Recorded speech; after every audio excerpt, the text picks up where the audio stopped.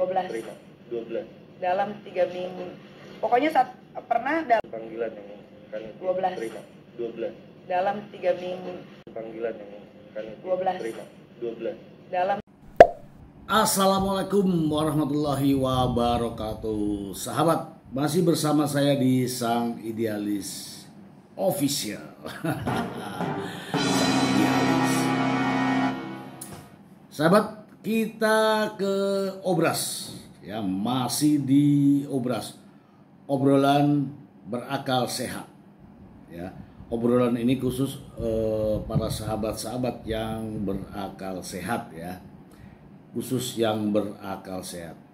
Bagi yang tidak berakal sehat silahkan untuk keluar, tidak usah menonton ya, tidak usah menonton. Ini khusus yang berakal sehat, yang artinya adalah masih bisa berpikir jernih dan memiliki pemikiran-pemikiran, wawasan yang ingin maju serta melek akan hukum ya.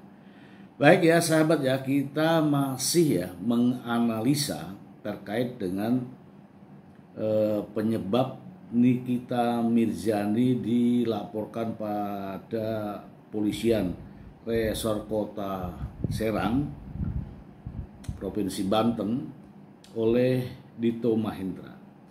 Apa penyebabnya? Dan saya mendapatkan beberapa cuplikan dari jejak digital yang mungkin sekarang sudah dijadikan barang bukti oleh pihak kepolisian dalam proses penyidikan. Ini ada beberapa cuplikan yang kita bisa bahas bersama-sama di Obras ini ya. Kaitannya dengan Nikita Mirzani ya, informasinya ya, kaitannya dengan Nikita Mirzani yang membuat sebuah tulisan di status Instagram terkait dengan pencemaran nama baik. Sebenarnya apa kalimat-kalimat yang sudah dikeluarkan oleh Nikita Mirzani di media sosial ya, media sosial Instagram. Saya akan mencoba membacanya ya untuk sahabat. Nanti juga akan kita tampilkan ya. Saya akan baca kalimat per kalimat. Hai Bebegik Sawah Nindi, kenapa lo dipanggil 2 kali ke kantor polisi gak datang? Atut ya? Kirim karangan bunga, berani lo ke rumah gue, nyoret-nyoret salon gue sama kafit, berani lo, walaupun tembok yang lo coret salah, ngintilin manajer gue sama sahabat gue, Ibu Peri, sampai ke kos-kosannya, terus potosin semua aktivitas mereka. Berani? Masa dipanggil polisi atut? Cemen gitu ya. Itu satu ya sahabat ya. Itu satu. Kemudian yang berikutnya adalah ingat, ini bukan negara elu ya, atau si Pickwater. Jangan karena Pickwater dekat sama Propam, segala kejahatan dia gak bisa dilaporkan. Pembalasan itu emang lebih kejam daripada pecah perawan. Nah itu ya. Ini ada menyebut nama Propam dan nama pecah perawan ya sahabat ya. Nanti kita akan tampilkan ya sahabat ya. Kemudian ada lagi nih. Ini dia korban pemukulan dan penyekapan yang diduga dilakukan orang perempuan giling yang sok jagoan seperti kutu kupret Pickwater yang selalu bawa-bawa propam dalam masalah apapun, kata Nikita Mirzani di dalam statusnya. Ya, kemudian ada lagi. Ingat, ini bukan negara lu ya, atau si Pickwater. Jangan karena Pickwater dekat sama Propam, segala kejahatan dia nggak bisa dilaporkan. Pak polisi, kalau nggak nanganin dengan serius kasus ini berarti ada apa-apanya. Itu ya dari catatannya jejak digital ya dari Nikita Mirzani. Inilah ya kalimat-kalimat inilah, mungkin juga masih ada lagi yang lain ya sahabat ya, saya belum ketemukan, tapi inilah ya penggalan-penggalan kalimat yang dijadikan Dito Mahendra sebagai dasar laporan polisi ke Polres Kota Serang, Banten. Oke. Selanjutnya ternyata sahabat Nikita Mirzani sudah menerima atau ya Nikita Mirzani sudah dipanggil sebanyak 12 kali. 12 kali. Ya, ini informasi yang saya terima. Pihak kepolisian sudah mengirimkan panggilan kepada Nikita Mirzani sebanyak 12 kali. Dan tak satu pun yang diindahkan ya. Sehingga pada tanggal 15 Juni 2022 polisi dari Polres Kota Serang ya, Polres Kota Serang mendatangi rumah Nikita Mirzani dalam rangka upaya paksa ya, dalam rangka upaya paksa. Namun perlakuan Nikita Mirzani terhadap petugas polisi yang akan melakukan upaya paksa dinilai sangat arogan menurut Nikita Mirzani. Namun demikian kita akan saksikan bagaimana menurut Anda ketika polisi mendatangi rumah Nikita Mirzani dan ditemui oleh Nikita Mirzani. Di sini kita bisa menilai yang mana yang arogan ya. Itu sahabat ya, nanti kita akan tampilkan di layar, kemudian kita akan shoot ya apakah sikap daripada Nikita Mirzani menunjukkan bahwa hormat dan tunduk kepada hukum atau kepada kepolisian. Oke sahabatku, mari kita saksikan rekaman yang saya dapatkan. Kemudian saya akan putar di layar lebar. Mari kita menilai ya, karena kita masih memiliki akal sehat. Mari kita menilai apakah ini yang dinamakan arogan dari pihak kepolisian ataukah sebaliknya. Sahabat-sahabat semua, silakan menilai. Silakan ditulis di kolom komentar. Kita ikuti sahabat. Ini sahabat ya, ini saat Nikita Mirzani membukakan pintu ya. Membukakan pintu langsung berhadapan dengan petugas kepolisian yang ada di luar.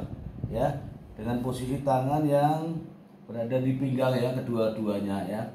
Nah, ini Anda bisa lihat ini adalah sikap Nikita Mirzani ketika bertemu dengan pihak kepolisian pertama kali ya, pertama kali setelah buka pintu ya. Mari kita saksikan berikutnya. Kita coba ulangi ya sahabat ya, ulangi pada saat Nikita Mirzani membukakan pintu ini sudah bukakan pintu. Assalamualaikum dari luar ya. Ya sahabat ya. Kurang banyak kameranya, itu juga punya. Nah, udah. Ya, udah. Mau dijelaskan bilangnya udah. Dengan tangan ini ya. Tangan ini ya, sikap ini ya. Tolak pinggal ya sahabat ya. Menjelaskan, jadi polisinya ini menjelaskan sahabat, ini dari Polda Banten.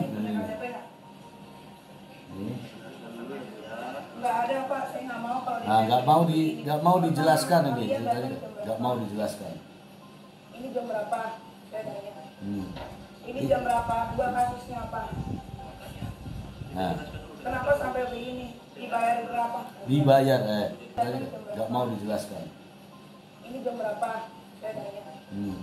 Ini jam berapa? Dua kasusnya apa? Nah, kenapa sampai begini? Dibayar berapa? Dibayar, kata-kata. Anda sudah saksikan tadi ya sahabat ya, ketika Nikita Mirzani menerima anggota polisi yang akan membawanya ya. Polisi akan menjelaskan bagaimana duduk persoalannya dengan menunjukkan surat perintah dan sebagainya. Dijawab dengan tidak. ya. Artinya apa? Dari sinilah sudah kelihatan sikap daripada Nikita Mirzani.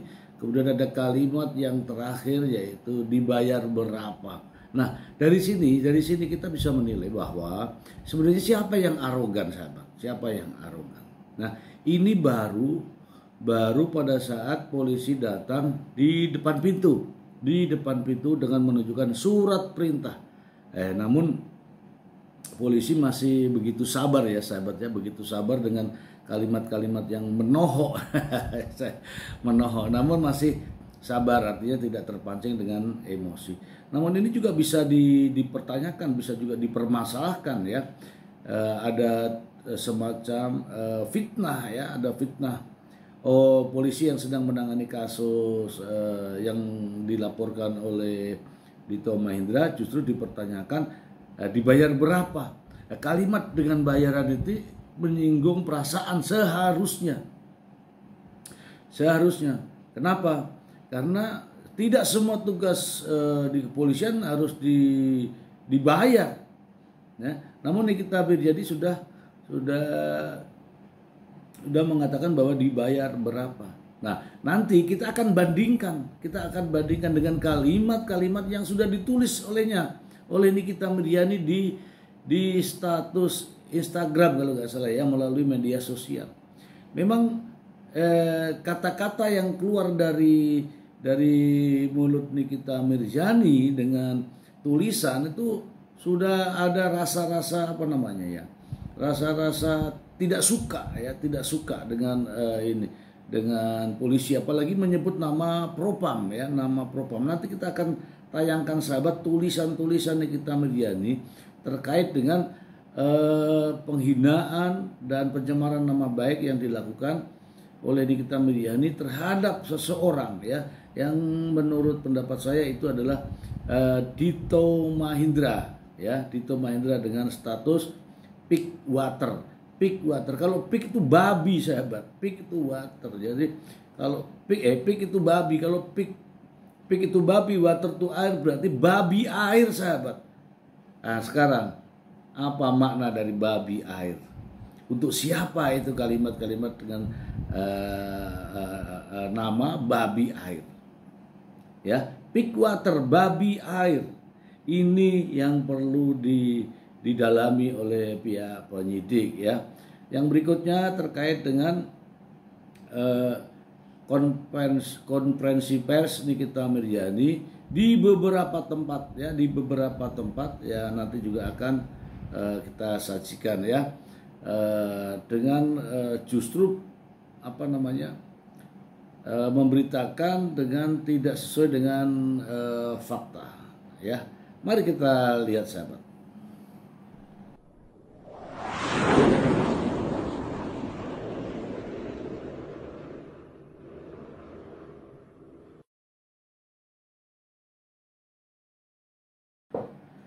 Dari sebuah percakapan, Nikita Mirzani mengatakan bahwa dia membenarkan bahwa sudah menerima panggilan 12 kali dan tidak satu pun yang dihiraukan. Ya, sahabat ya, menerima 12 kali panggilan dari polisi dan dia tidak hiraukan. Apa kira-kira alasannya tidak menghiraukan daripada surat panggilan polisi? Mari kita lihat. Panggilan yang kan 12. terima 12 dalam 3 minggu. Pokoknya pernah dalam 1 minggu itu hampir setiap hari, kecuali hari Sabtu apa Minggu itu. Panggilan yang kan 12. terima 12 dalam 3 minggu. Pokoknya pernah dalam 1 minggu itu hampir setiap hari. Panggilan yang kan 12. terima 12 dalam 3 minggu.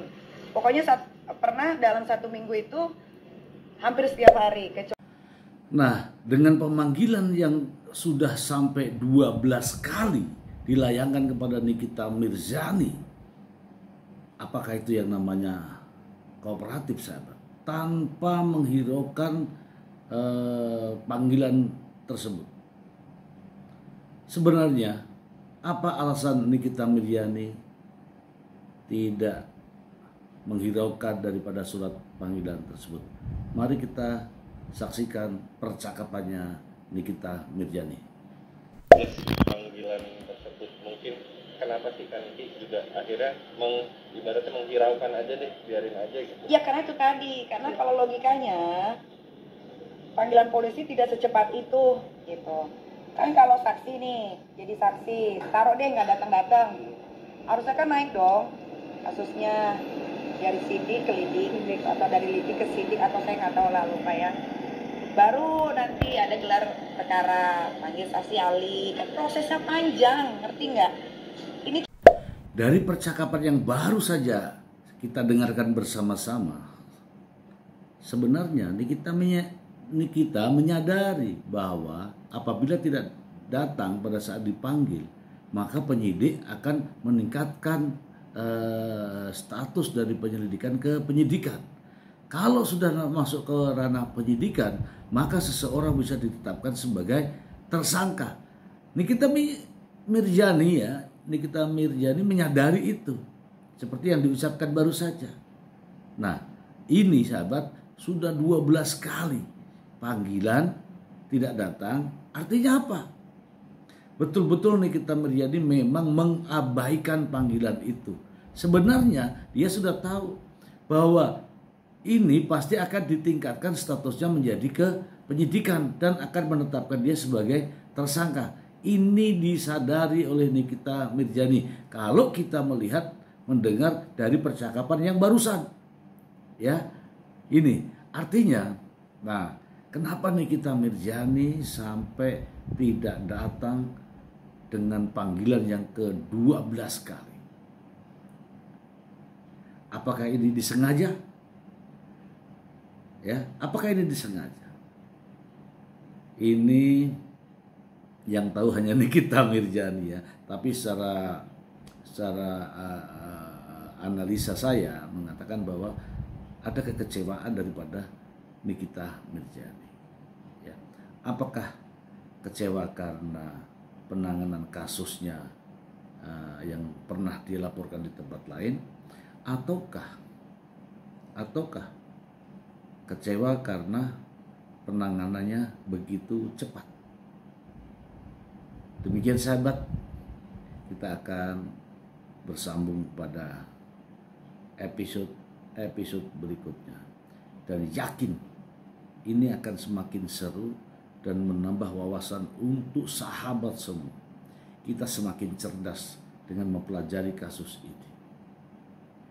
Ya, ini pembicaraan, ini obrolan hanya khusus orang-orang yang berakal sehat, yang masih mau peduli dan masih mau berpikir secara jernih dengan menggunakan akal sehat. Semoga bermanfaat. Terima kasih. Wassalamualaikum warahmatullahi wabarakatuh.